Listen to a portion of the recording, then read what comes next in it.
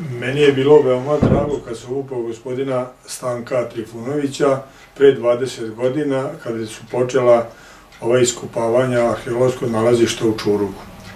Čurug se prvi put spominje u literaturi 1238. godine i bilo je logično očekivati da će se naći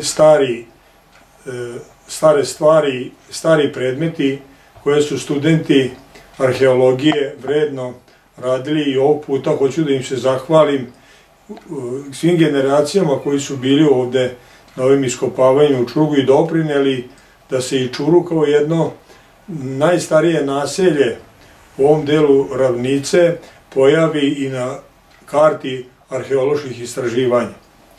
On ima negde preko 13.000 hektara obradive zemlje i negde blizu 8.000 stanovnika.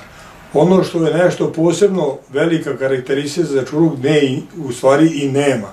Tako da je ova arheološka ispitivanja i istraživanja su jedan doprinos kako arheologije kao nauke, tako u tom pogledu da se nešto o Čurugu čuje i preko prirodnog područja, kulture, istorije, naravno i sad da pohvalim još jedan put, kažem, ekipu vredna koja radi tu 20 godina, tu smo u blizini, što je rečeno da stanujemo, mate jedni pored druge i sva pomoć koja je bila potrebna, a nje je bilo nešto malo, baš nije bila nešto bogata od naše strane. Mislim, ja stao kao stari Čuružanin, sam se upoznao sa Stankom i tu saradnju smo evo ga nastavili do dana današnjeg.